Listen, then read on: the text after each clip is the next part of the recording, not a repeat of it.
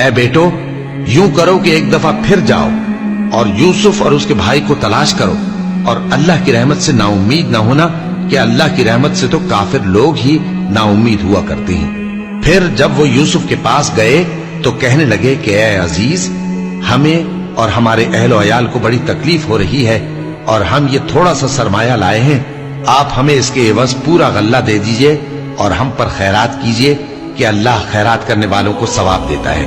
یوسف نے کہا، تمہیں معلوم ہے کہ جب تم نادانی میں پھنسے ہوئے تھے تو تم نے یوسف اور اس کے بھائی کے ساتھ کیا کیا تھا؟ وہ بولے، کیا واقعی تم ہی یوسف ہو؟ انہوں نے کہا، ہاں میں یوسف ہوں، اور بن یامین کی طرف اشارہ کر کے کہنے لگے، یہ میرا بھائی ہے، اللہ نے ہم پر بڑا احسان کیا ہے۔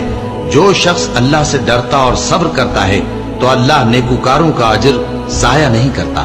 وہ بولے، اللہ کی قسم، اللہ نے تم کو ہم پر فضیلت بخشی ہے اور بے شک ہم خطا کار تھے۔ یوسف نے کہا کہ آج کے دن تم پر کوئی ملامت نہیں، اللہ تم کو معاف کرے اور وہ سب سے بڑھ کر رحم کرنے والا ہے۔ یہ میرا کرتا لے جاؤ، پھر اسے والد صاحب کے منہ پر ڈال دینا تو وہ بینا ہو جائیں گے، اور اپنے تمام اہل و عیال کو میرے پاس لے آؤ۔ اور جب قافلہ مصر سے روانہ ہوا تو ان کے والد کہنے لگے کہ اگر مجھ کو یہ نہ کہو کہ بوڑھا بہک گیا ہے تو مجھے تو یوسف کی بو آ رہی ہے۔ وہ بولے کہ واللہ آپ اسی قدیم غلطی میں مبتلا ہیں۔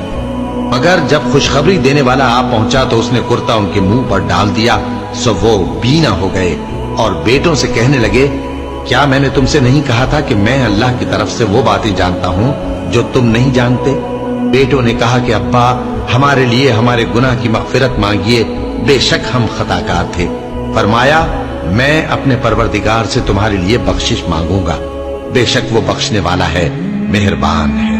پھر جب یہ سب لوگ یوسف کے پاس پہنچے تو انہوں نے اپنے والدین کو اپنے پاس جگہ دی اور کہا، مصر میں داخل ہو جائیے، اللہ نے چاہا تو امن و امان سے رہیے گا۔ اور اپنے والدین کو تخت پر بٹھایا اور سب ان کے آگے سجدے میں گر پڑے۔ اور اس وقت یوسف نے کہا، ابا جان، یہ میرے اس خواب کی تعبیر ہے جو میں نے پہلے بچپن میں دیکھا تھا۔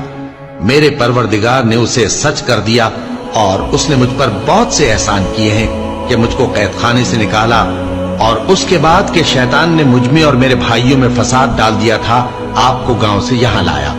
بے شک میرا پروردگار جو چاہتا ہے تدبیر سے کرتا ہے، وہ علم والا ہے، حکمت والا ہے۔ جب یہ سب باتیں ہو لیں تو یوسف نے اللہ سے دعا کی کہ اے میرے پروردگار، تو نے مجھ کو حکومت سے نوازا اور خوابوں کی تعبیر کا علم بخشا۔ اے آسمانوں اور زمین کے پیدا کرنے والے، تو ہی دنیا اور آخرت میں میرا کارساز ہے۔